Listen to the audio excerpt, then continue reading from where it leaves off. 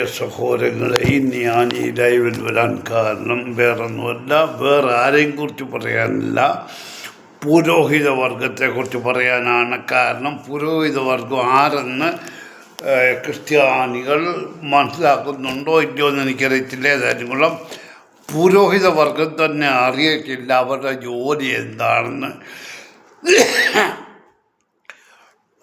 അതിനെക്കുറിച്ച് ഞാൻ പറയാൻ പോകുന്നത്, ഇന്ന് ഓട്ടോസുവയിലെ യാക്കോബയിലെയോ ഒരു പുരോഹിതനല്ല, ഇടയ്ക്കൊരു കറുത്ത ശരം കെട്ടി ഒരു പുരോഹിതൻ തലേ തൊപ്പിയൊക്കെ ഒരു നമ്മുടെ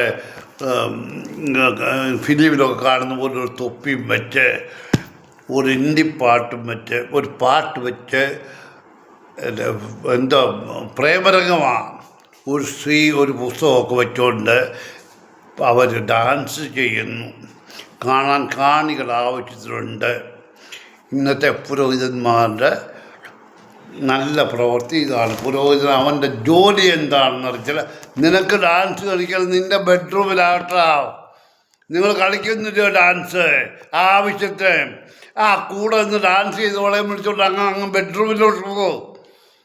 ഇത് പോത്ത് ലോകത്തെ കാണിക്കാനല്ല, നിൻ്റെ കോമാളിത്തരമല്ലേ ഇതാ ഒരു പുരോഹിതൻ്റെ വേല.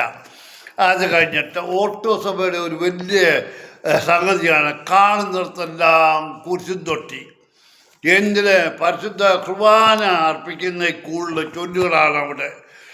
എന്താണ് നിങ്ങൾക്ക് ഈ കൽക്കുരിശിന് പ്രാധാന്യം കൊടുക്കുകയാണോ, അതോ അവിടെ വച്ചിരിക്കുന്ന ഫോട്ടോ ആരുടെയോ അവർക്ക് പ്രാധാന്യം കൊടുക്കുകയാണോ? അതൊന്നുമല്ല. ഞങ്ങൾ അവിടെ വച്ചിരിക്കുന്ന പിച്ചച്ചട്ടി നിറയണം, അതിനു വേണ്ടിയാണ് പ്രാർത്ഥിക്കുന്നത്. നിങ്ങൾ കൽക്കുരിശിൻ്റെ മുൻപിൽ ധൂപക്കുറ്റി വീശി പ്രാർത്ഥിക്കുന്നത് എന്ത് ഉദ്ദേശമാണ്? കൽക്കുരിശിന് എന്ത് പ്രാധാന്യമാണ്?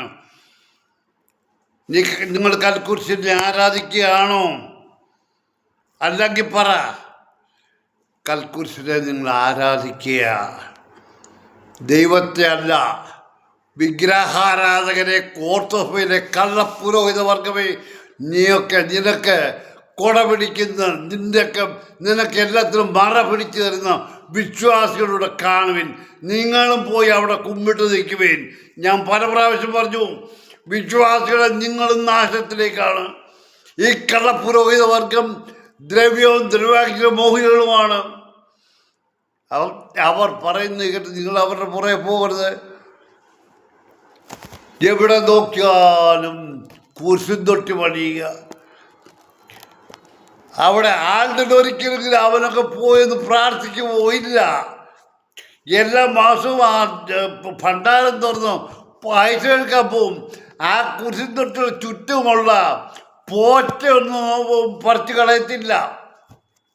പിന്നെ വേറൊരു പുരോഹിതൻ കോറപ്പിസ്കോപ്പായ, ഇടയ്ക്ക് ചുമന്ന പട്ടയും ഒക്കെ കെട്ടിയിട്ടുണ്ട്, തൊപ്പിയൊക്കെ വെച്ചിട്ടുണ്ട്. ഇത് പാട്ട് കച്ചേരി നടത്തുന്നു. എന്താ പോരായോ? പുള്ളിക്ക് ദേവാലയം ഒന്നും കാര്യമല്ല, പാട്ട് കച്ചേരി വെറുതെയാണോ?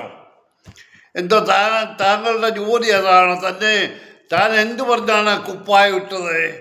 ആ കുപ്പായം ഇട്ടപ്പോൾ നീ എന്തൊക്കെ പറഞ്ഞിട്ടുണ്ട്? അത് ഈ പാട്ട് കച്ചേരി നടത്താമെന്നാണോ? എന്ത് വേല ചെയ്യാമെന്നാണ്? അതുപോട്ടെ. അത് കഴിഞ്ഞിട്ട് വേറൊരു സംഭവം, ഈ പുരോഹിതവർഗം ഒരിടത്തും ഒതുങ്ങി നിൽക്കത്തില്ല.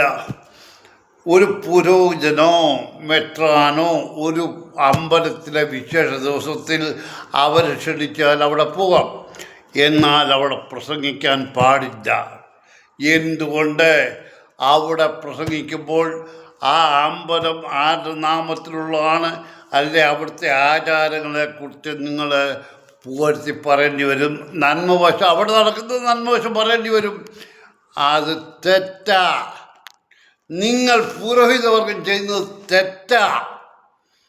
അവിടെ നിങ്ങൾ ആ കുപ്പായമിട്ടത് നിങ്ങളെത്തേച്ച് പറഞ്ഞ വാക്കിനെ നീ വേറെടുത്ത് പോയിട്ട് ആരെയാ പുകഴ്ത്തി പറയുന്നത്? നിന്റെ ദൈവത്തെയാണോ? അല്ലല്ലോ. നീ ആ സാഹചര്യം ഒഴിവാക്കണം. നിങ്ങൾക്ക് അവിടെ പോകാം, സംബന്ധിക്കാം, പ്രസംഗിക്കാൻ പാടില്ല.